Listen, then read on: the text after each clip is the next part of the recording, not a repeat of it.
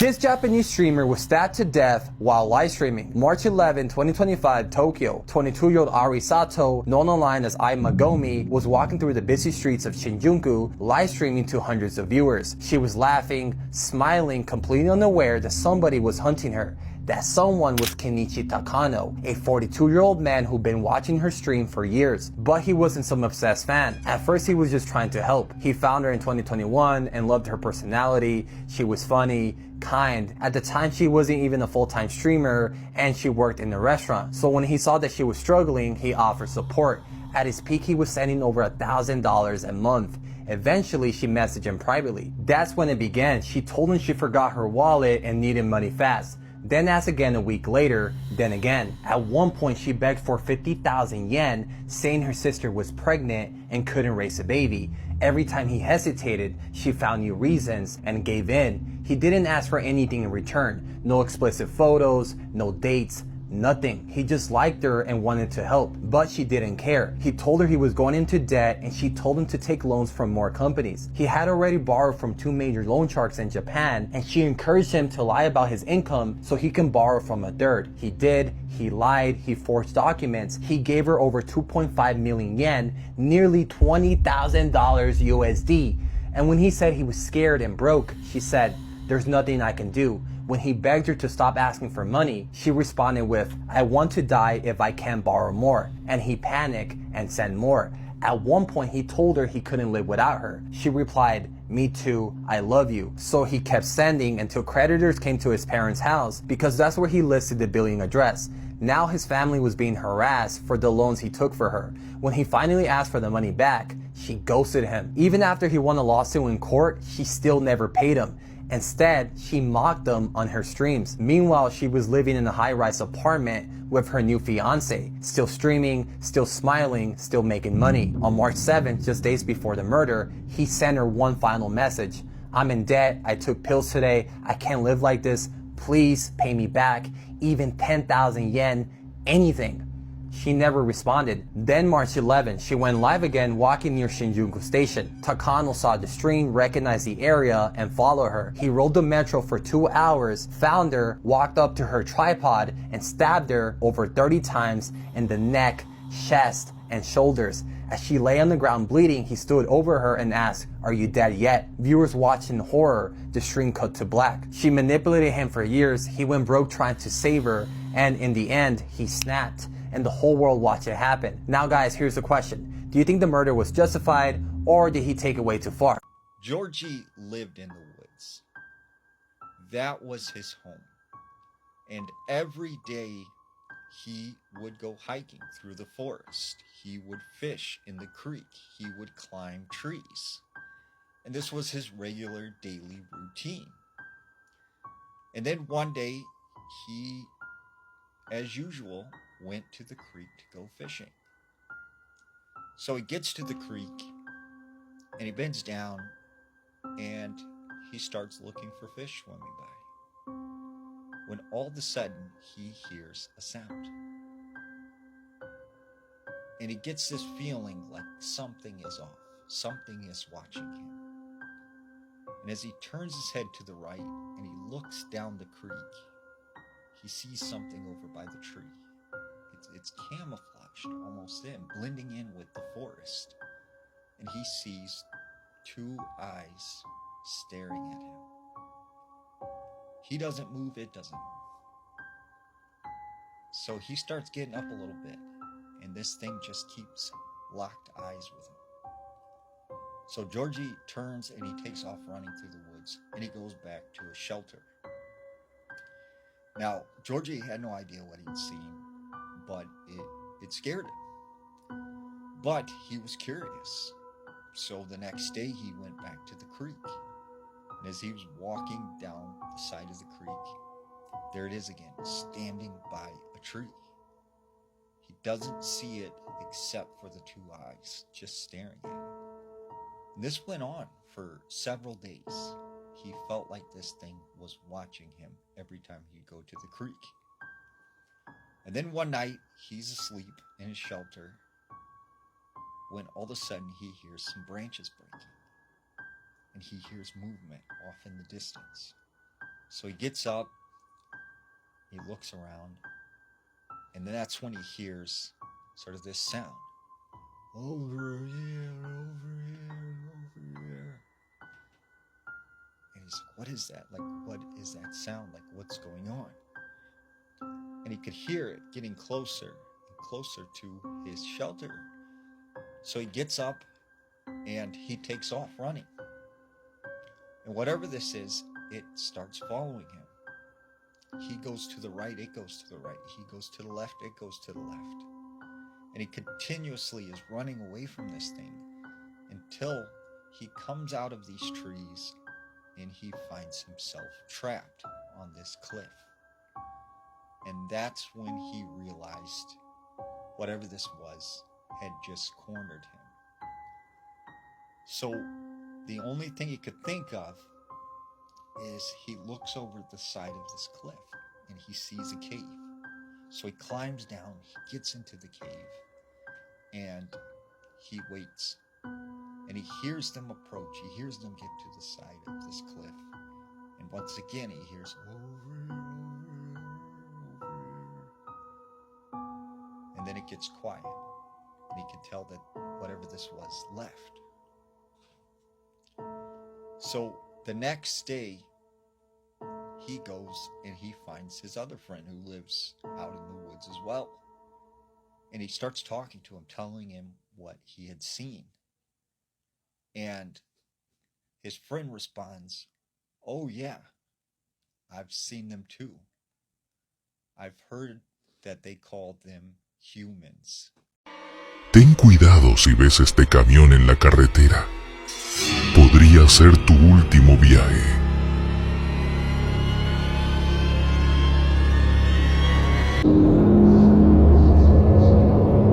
The Native Americans believed that everything in the woods was alive and that the forest itself was a living entity. Now, there are a set of particular rules that you should follow if you want to survive in the woods. Now, the first rule of the woods is that you never go out at night. Nighttime in the forest is a whole other world. That's when everything comes alive, and that's when things are the most dangerous. Number 2, never go into the woods alone, because the woods have a way of playing games with you. And having someone else by your side helps you to keep your bearings. Number 3, never ever disrespect nature. Do not trample on flowers. Do not pick any flowers. Do not damage any trees. And most definitely, do not take anything out of nature. If you feel like you are being watched, you probably are. And you should leave. Because there are things in the woods that can see you before you see them. Always, always have a light with you. If you're out in the woods at night, a light will keep you safe. As my grandma said, a light keeps the dark away. The 6th rule of the woods is don't ever stare directly at the trees. Don't look inside them.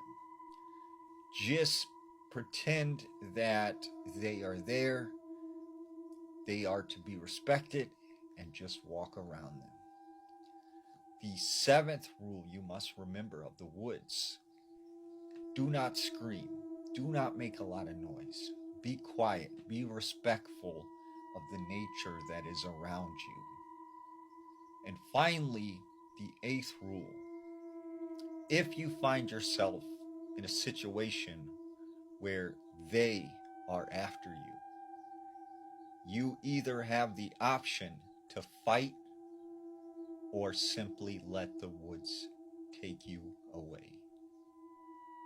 Now, this is a story as to why you should follow these rules in the woods. There was this man named Isaac. Isaac said that he used to go hiking at the spot near his house. Well, this particular day, he gets out and he goes onto his regular trail that he would hike. And he said he just had this feeling like something was different this day. He could just tell something was off. But he continued anyways. As he continued hiking down this trail, so that's when all of a sudden he felt this weird breeze kind of blow on his back. And everything just got quiet. And he started to hear what sounded like whispers coming from the ground. And they were all around him. And he said that's when all of a sudden he sees this deer. Except this deer was walking on two legs. He freaks out, he panics, he takes off running back down the trail as fast as he can. But he kept finding himself going in circles. He was continuously getting lost. And he said he almost felt like the woods was playing tricks on him and was trying to lure him back to the same spot.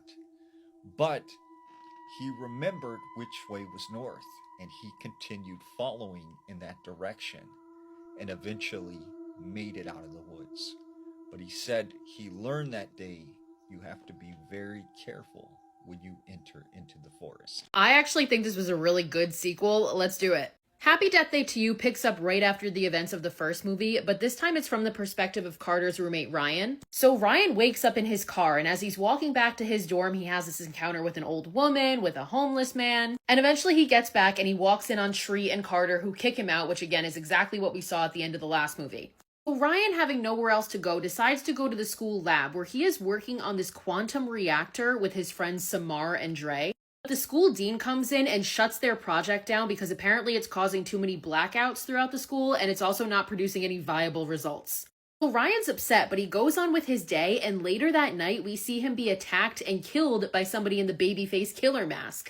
After he gets killed, you guessed it, he wakes up on the same day. Wakes up in his car, has the interaction with the old woman, the homeless man, goes back to his dorm and finds Tree and Carter. So he tells them, and Tree of course immediately believes him because she just went through this whole thing herself. He takes them to the lab where they find the quantum reactor and they discover that that's what's responsible for the time loops. So that night, the three of them plan to trap and kill the killer to hopefully close the loop. But when the killer attacks and they unmask him, it's another Ryan. There's two of him. And Ryan too tells them, I have to kill this Ryan. It's the only way to close the loop.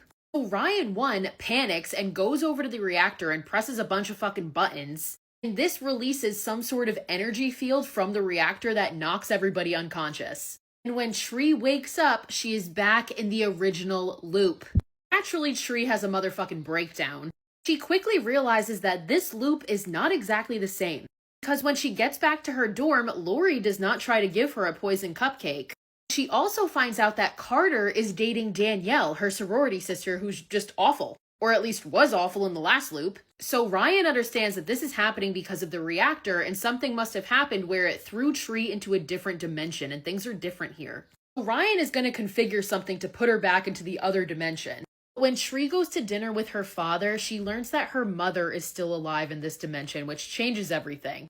She goes back to Ryan and tells him that she wants to stay, but she knows she has to kill the killer in order to close the loop. So Tree goes to the hospital expecting the same thing. Laurie's the killer, she's gonna frame that Toombs guy. The killer kills a police officer and then chases Tree into the elevator where she runs into Laurie. So Laurie is not the killer this time, so Tree's like, it must be Toombs. And Laurie's like, that's not possible because I just took him down into surgery. The killer is somebody completely different in this dimension, and he proceeds to stab and kill Laurie and then chase Tree to the roof where she falls off and dies.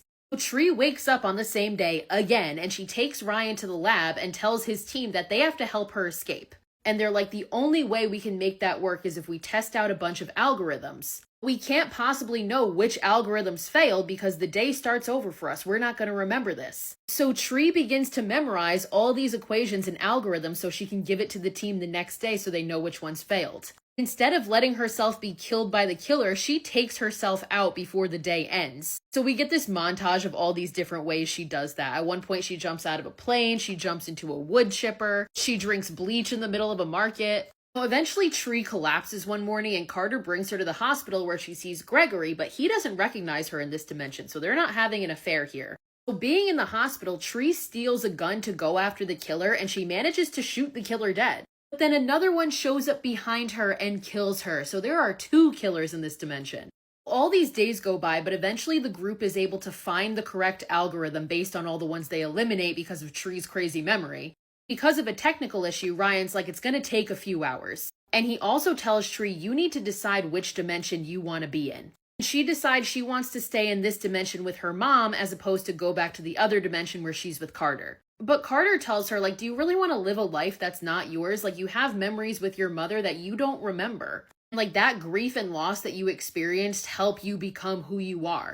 Tree ends up going to meet her parents, and she frantically tells them, like, we need to get out of town. We need to get as far away as possible because she needs to avoid being killed until Ryan can get the formula inputted in the reactor. So Tree and her parents go to a motel, and her mom starts talking about, oh, remember this from last birthday? And Tree doesn't remember it because she wasn't there. Tree turns on the news to find that Carter was killed in the hospital while trying to save Laurie. So Tree realizes she loves Carter. She doesn't want to live in this dimension without him. She tries to call Ryan before he can make this permanent, but he's not answering. So Tree gets in a car and crashes it and kills herself just before Ryan is able to make this permanent. This time when Tree wakes up, she decides that she wants to go back to the dimension where she belongs. So she makes her amends in this dimension. She makes up with Laurie and tells her that she is too good for Gregory. She shouldn't be seeing him because Laurie is still having an affair with Gregory in this dimension. She finds Danielle cheating on Carter, so turns out she does still suck in this dimension too. And then Tree goes and has a very beautiful heart-to-heart and says goodbye to her mom. We think everything's gonna be okay. They go to activate the reactor when the fucking Dean walks in with security and pulls the plug. He takes the reactor to his office. Now Tree is like, I don't think I can survive dying again. We have to do something about this here. They enlist Danielle to help and distract the Dean while they steal his keys and get the reactor. Ryan gets the device ready and Tree goes to the hospital to try and save Laurie. And at this point, it's revealed that the killer is Gregory. He wanted to get rid of Laurie because she threatened to tell about the affair. But then suddenly his wife appears and shoots Laurie in the stomach because she was the second killer, because she actually already knew about the affair and wouldn't let her ruin my marriage. Bitch, it's already ruined. Blame your husband. She did all that for nothing because Gregory then turns the gun on his own wife and kills her. A chase ensues between the two of them, but ultimately Tree is able to kill Gregory. Laurie actually survived the shot and is tended to. Tree then sees Carter and the two of them kiss as Ryan activates the reactor. And it works, and Tree once again wakes up the next day and everything is back to normal. Now, we get a post-credit scene where the group is confronted by DARPA, who took the reactor and now has it in their possession. And they basically tell them, we're looking for a test subject to put into a loop.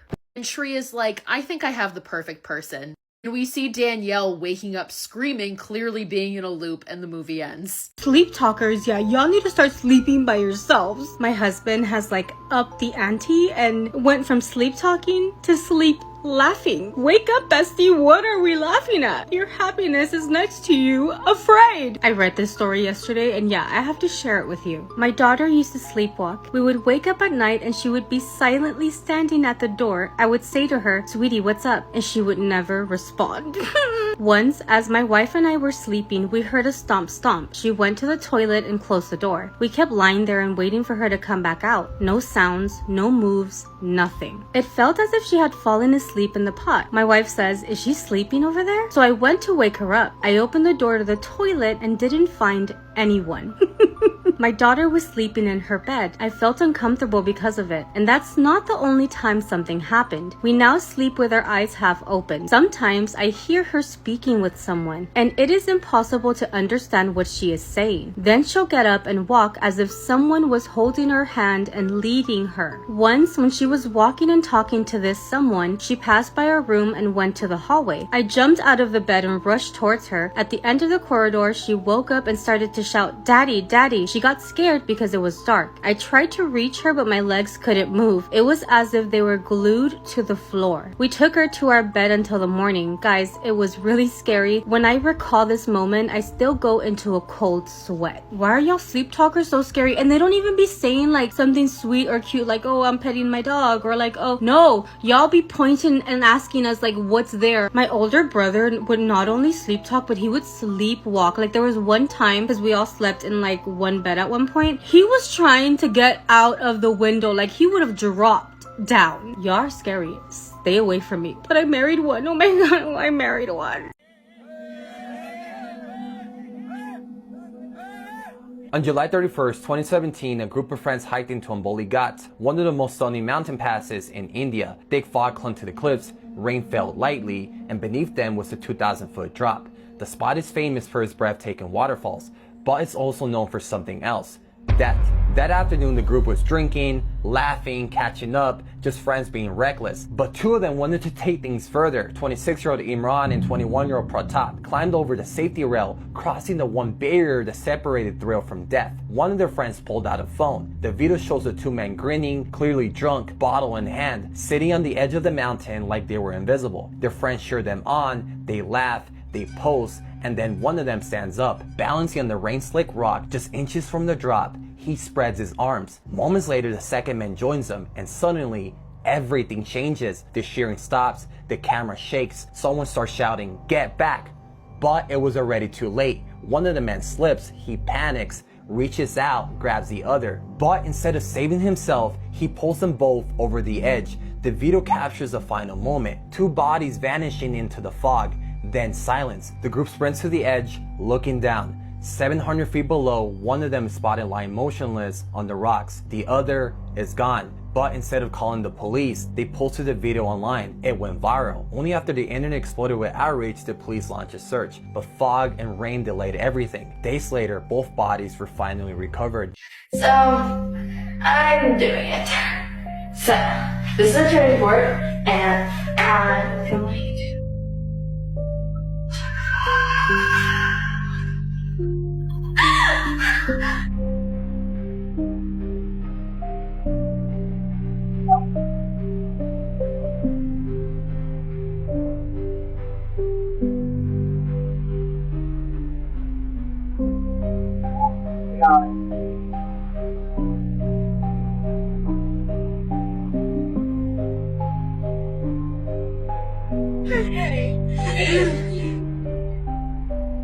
Something just took my hair.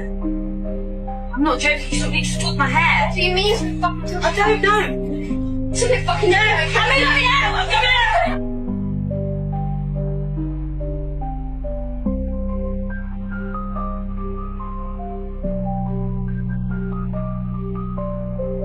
This is gonna be a part 2 about my crazy dreams, but I wanted to change my earrings because I know you guys like it. If you know who this is, leave it in the comments. Okay, so this dream is a little bit more wild than the first one that I shared with you guys. In this dream, I'm waking up because I'm hearing some weird sounds going on in the bedroom. So in my bedroom right now, I have like the lamps that you just touch and it turns on. And in my dream, it was the same like scene. I was in the bed and I started hearing weird sounds. So I tried to turn the lamp on by touching it and it wouldn't turn on. So my eyes adjusted and I am seeing a girl on like all fours crawling towards me on my side of the bed. And as she gets really close, I realize that it's a girl that's possessed. Think of The Exorcist. I always thought that if I got scared, I was gonna be frozen and let whatever happen, but not in this dream. In this dream, I immediately get up, run outside my bedroom door, and now I am in my mother's house. In the back of my mom's house, there's like a back door with glass so you can see out. And I'm looking into my mom's house and I notice that there's a lot more possessed people inside of the house. So I immediately run outside. Now, my mom does not have this in her backyard, so I don't know why this was there, but there was a big slide. I see that some of the possessed people are looking at me and they start running towards me. So I run to the slide, climb up it, and I'm just sitting there waiting. I can hear where all of the possessed people are trying to like fight each other to get up the stairs to get to me. And that's when I'm looking down that slide and I'm like, should I just go down the slide, run as fast as I can? They're all fighting near the stairs. And that's when I look down the slide and I notice this possessed girl has seen me and now she is crawling like the Exorcist was in those stairs, but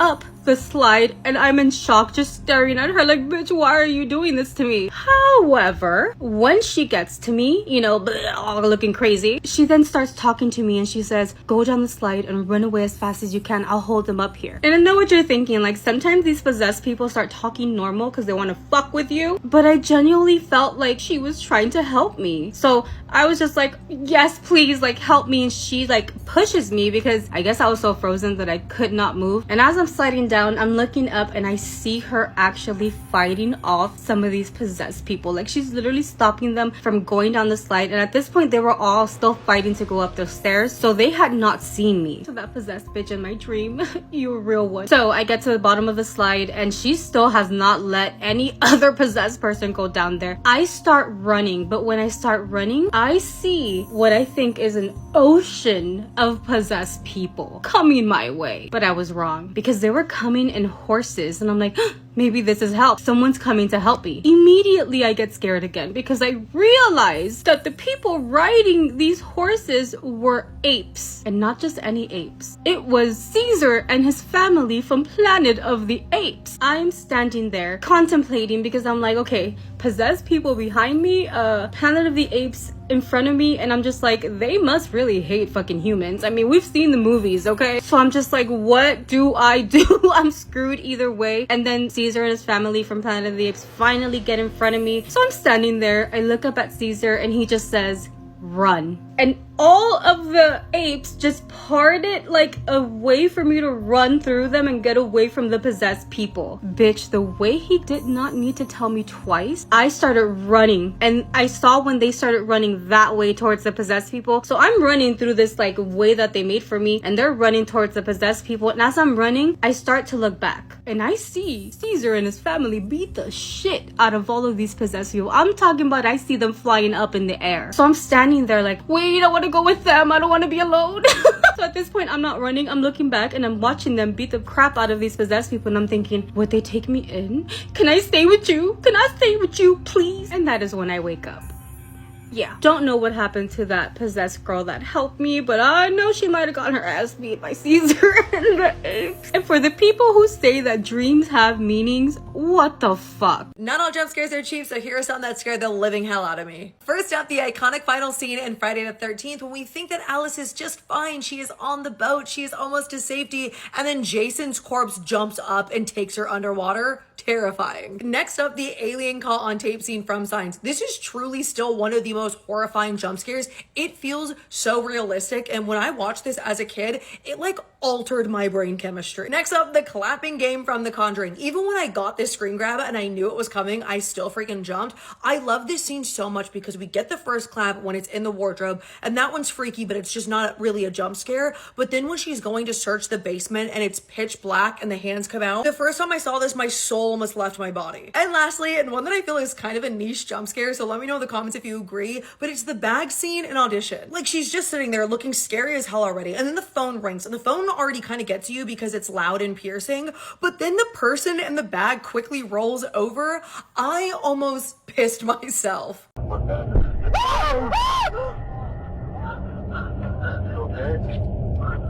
Someone was in the middle of the road.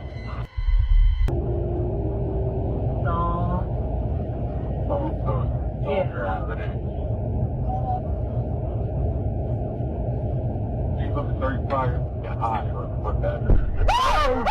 Savvy and her boyfriend were shaken up by the sudden appearance of this figure. Even at a distance, before passing it, they couldn't make out anything noticeable. Nothing was seen from afar, yet somehow, someone or something appears just inches away from the passenger's side. Now, considering what was captured, one would think that the person or thing they had nearly hit would still be alive and completely unharmed. However, when looking at the footage recorded from the rear dash cam, that doesn't appear to be the case. 35.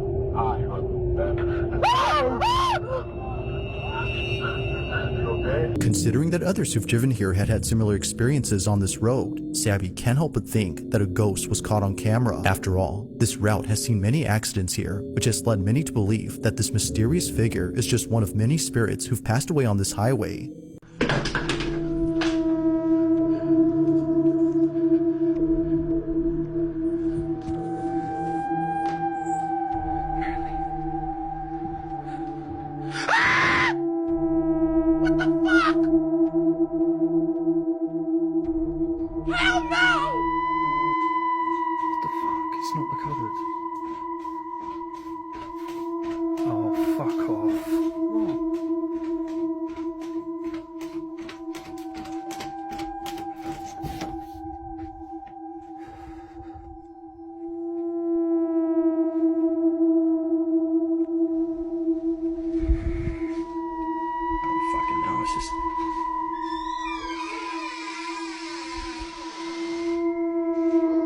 What the fuck?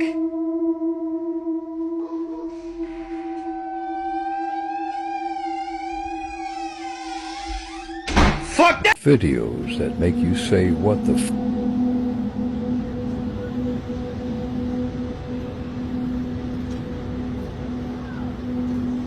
Bruh. My heart is beating so fast. I think that's a whale tail. It's just come up and stuck its tail up and it's not going anywhere. I don't even know what to say. I'm backing up. What the hell? I don't want to get too close. Backing up. This is the craziest thing that's ever happened. The transparent kayak is making the whales act so weird. It's just come up and put its tail up in the air like that. It's not even, I don't even know what to say anymore. Oh, and the little baby's just swimming around it. Is it? Look at it, that's a huge whale tail right in front of me. Our boat is sinking. So that's fun. Everybody's freaking out. Literally sinking.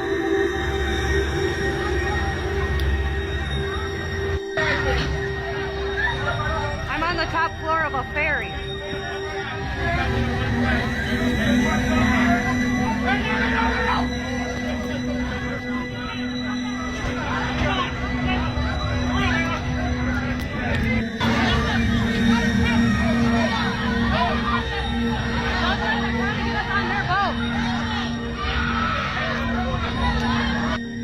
Follow for more.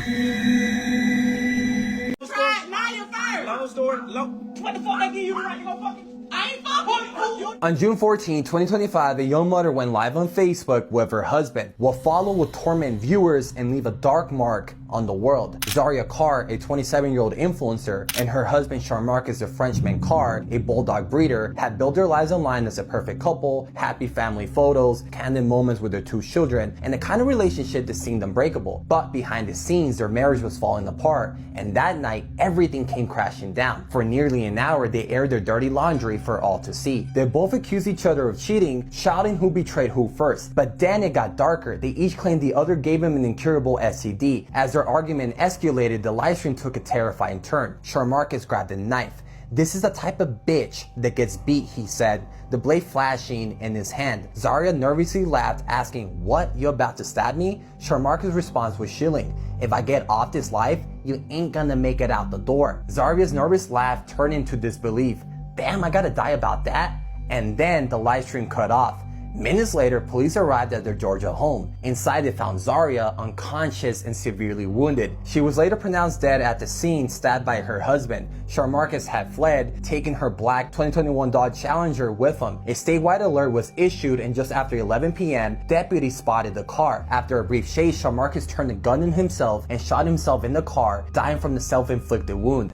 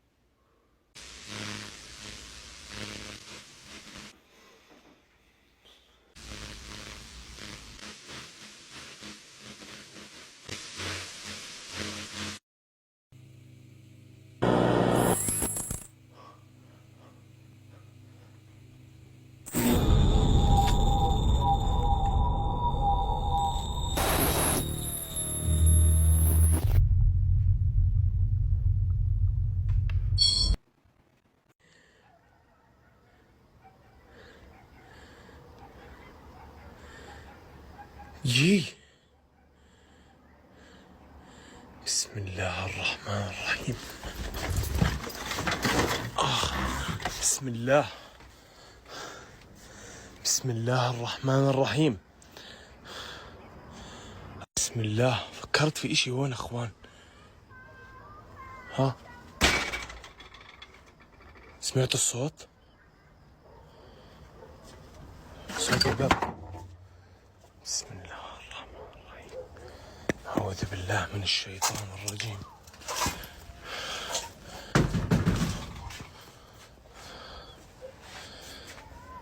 اسمع صوت الصراخ.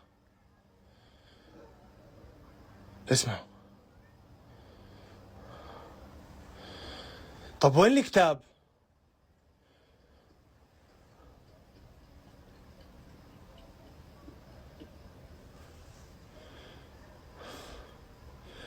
فكرت في اشي.